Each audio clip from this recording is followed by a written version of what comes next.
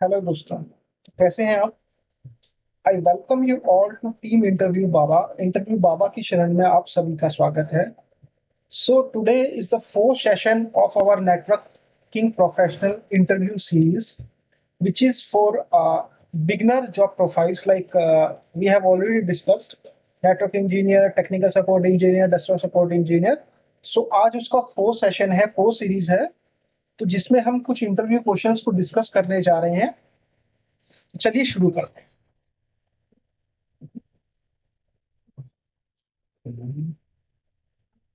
So first question है हमारा, explain TCP IP model.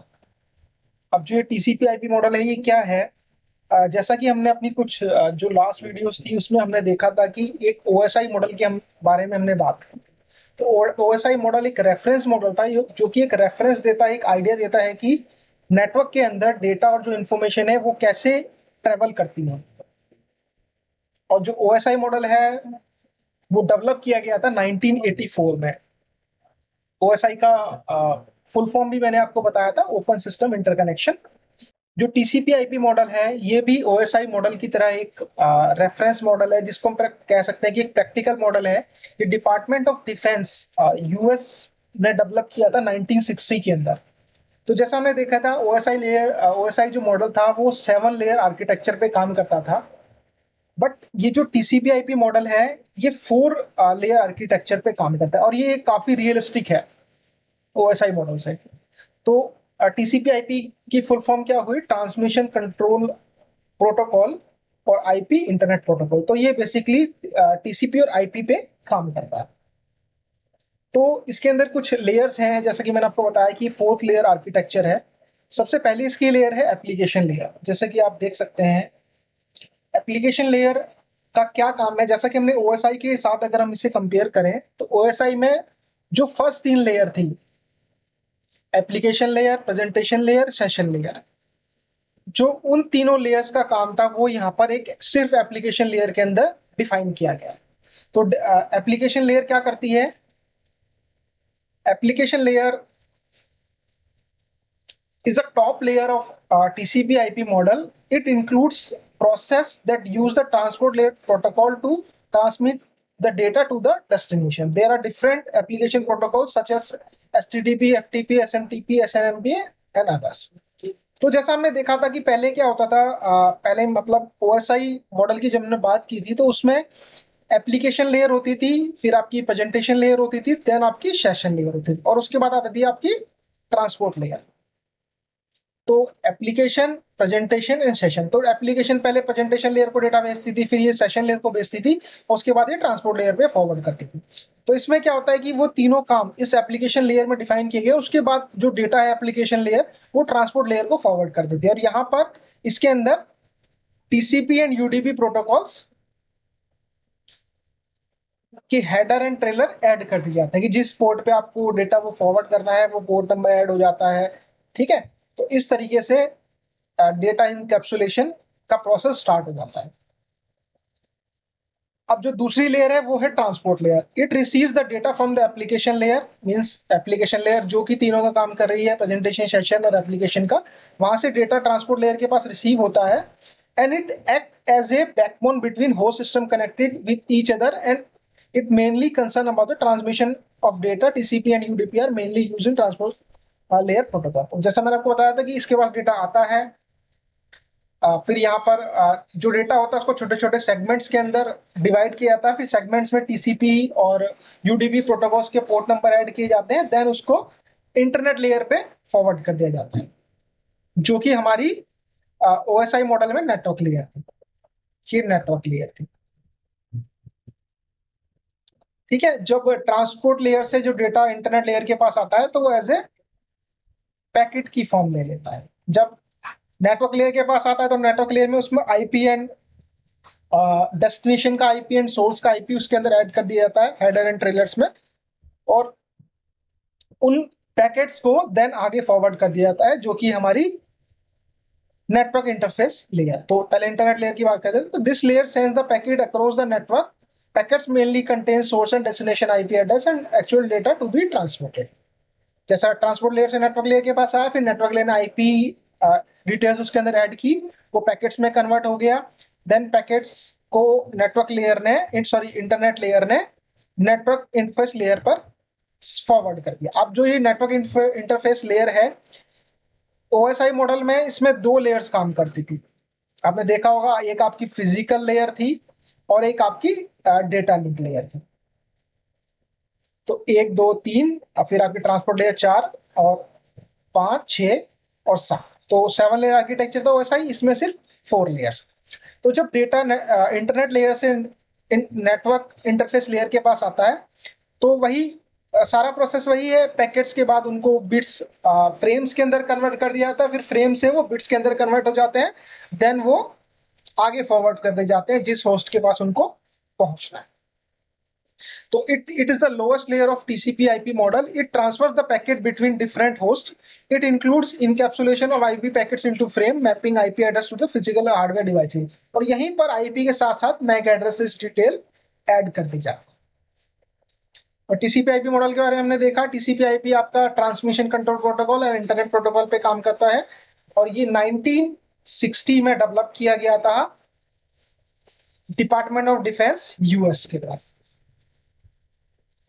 तो चलिए नेक्स्ट क्वेश्चन पे चलते हैं।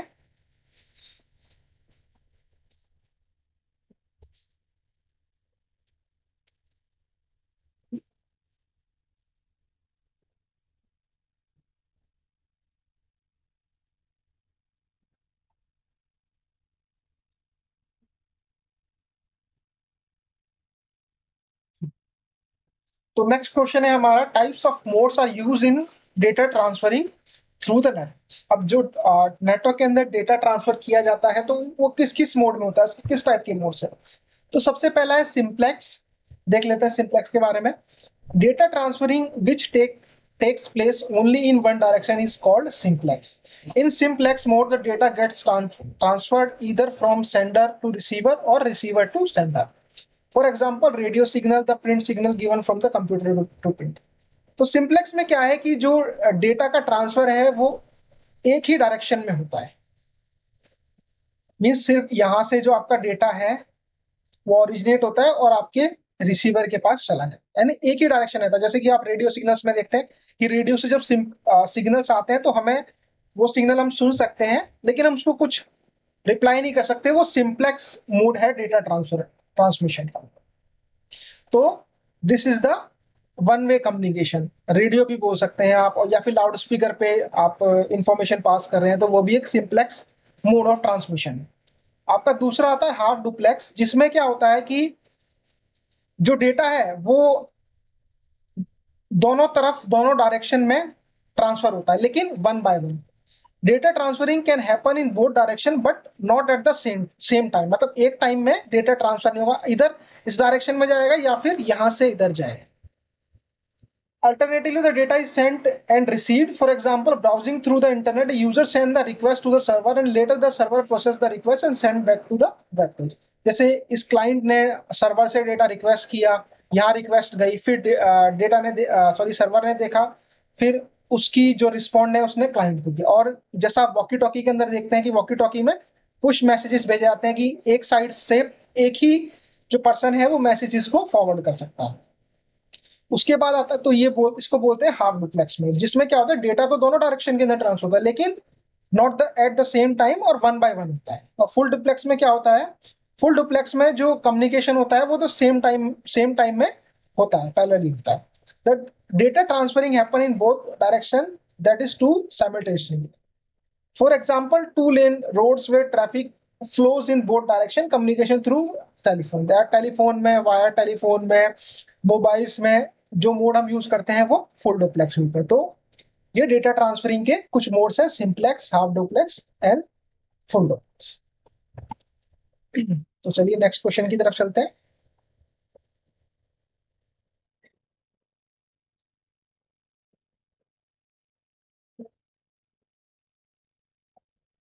तो what is data encapsulation.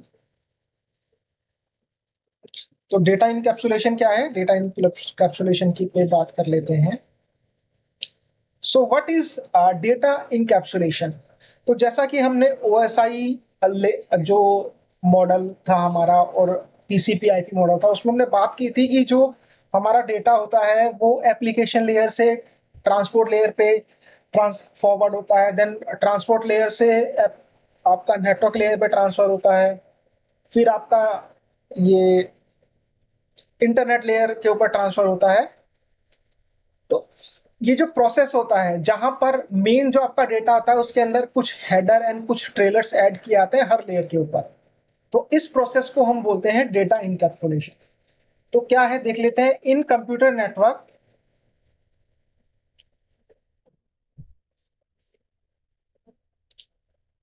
to enable data transmission from one computer to another, the network devices and messages in the form of packet। जैसा कि हमें पता है कि नेटवर्क के अंदर जो डेटा होता है वो पैकेट्स में फ्रेम्स में ट्रेवल करता है। तो these packets are then added with IP header by the OSI reference model layer। The data link layer encapsulates each packet in a frame that contains the hardware। सब मैंने आपको बताया था कि जब वो ट्रांसपोर्ट लेयर से नेटवर्क लेयर के पास आता है तो उसमें आईपी एड्रेसेस ऐड कर दिए जाते हैं, पैकेट बन जाता है सेगमेंट से वो। फिर जब वो नेटवर्क लेयर से आपका डेटा लिंक लेयर के पास आता है तो उसको बोला जाता है फ्रेम। फिर उसके अंदर मैक एड्रेसेस जो हार्डवेयर एड्रेसेस होते हैं सोर्स एंड डेस्टिनेशन के, वो ऐड कर दिए जाते हैं। तो ये जो प्रोसेस होता है जैसा आप इस इमेज में देख सकते हैं, डेटा में आपने हेडर एंड ट्रेलर ऐड कर दिया। अब यहाँ पर जो हमारा मेन डेटा था जो हमारी एप्लीकेशन लेयर से आया था, उसके बाद इसमें हेडर में आईपी जुड़ गया, फिर आपका मैक एड्रेस ऐड हो गया, ट्रेलर में भी सोर्स आईपी या जो भी आपका मैक एड्रेस है वो ऐड हो गया, और कुछ इन्फॉर्मेशन सीक्वेंस नंबर ये सारी चीजें चेकसम वगैरह ऐड हो गए।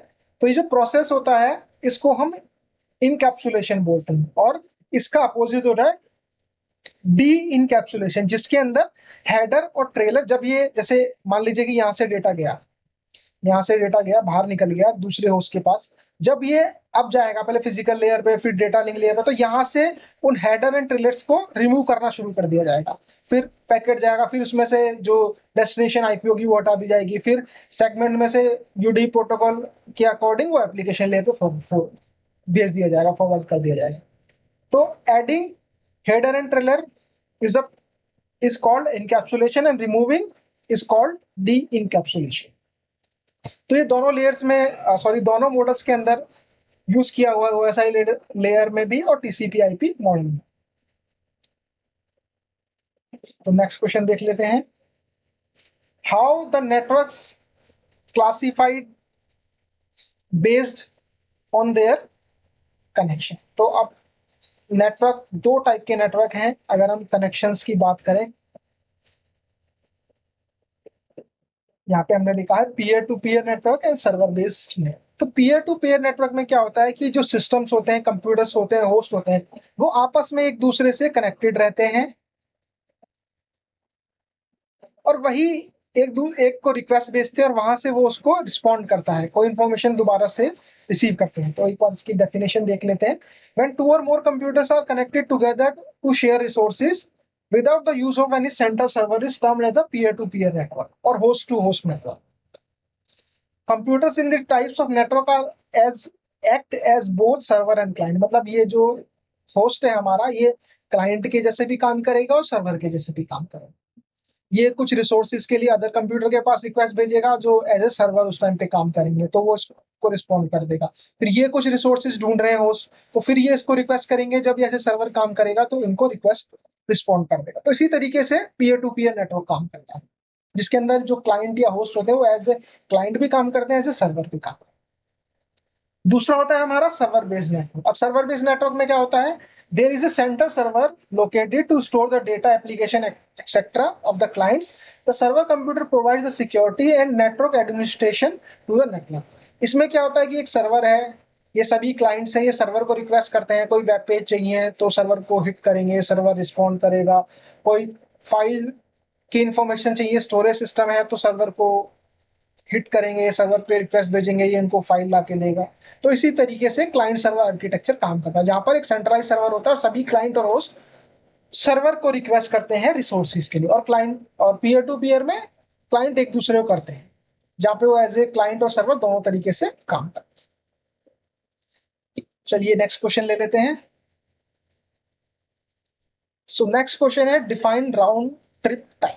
तो ये राउंड ट्रिप टाइम क्या है?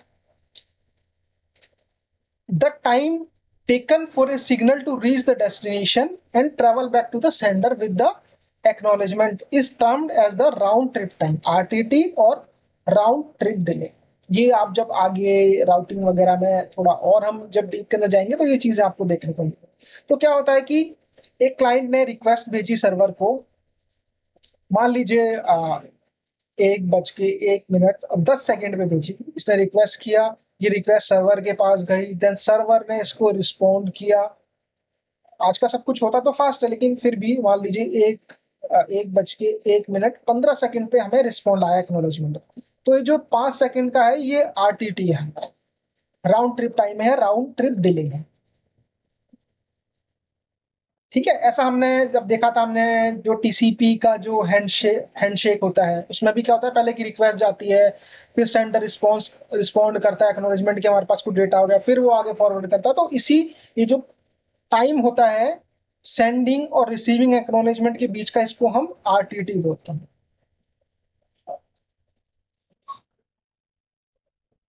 तो चलिए, तो इस वीडियो में हमने कुछ क्वेश्चंस देखे, जिसमें हमने टीसीपी आईपी मॉडल के बारे में बात की, हमने डेटा ट्रांसफरिंग के जो अलग अलग मोड्स हैं, simplex, half duplex, full duplex के बारे में बात की, डेटा इनकैप्सुलेशन और डीकैप्सुलेशन बहुत इंपॉर्टेंट टॉपिक है, इसके बारे में बात की। तो this is just a big information, और आगे डीप में जाएंगे तो और इसके बारे में हम पढ़ेंगे, कैसे ये प्रोसेस होता है, ये सारी चीजें देखी हैं। फिर हमने नेटवर्क कनेक्शंस के बारे में बात की कि नेटवर्क कनेक्शन के बेस पे कितने टाइप के नेटवर्क होते हैं, P2P network, peer to peer होता है, फिर सर्वर बेस्ड नेटवर्क होता है, और हमारा आरटीटी क्या होता है, राउंड ट्रिप डिले क्या होता है, जहां पर सेंडिंग रिक्वेस्ट और रिसीविंग एक्नॉलेजमेंट के जो बीच का टाइम होता है उसको हम आरटीटी बोलते हैं। तो आज की वीडियो में इतना ही। Thank you. अगर ये आपको वीडियो अच्छी लगी हो तो लाइक करें, इंटरव्यू बाबा चैनल को सब्सक्राइब करें। I will see you in the next video. Thank you.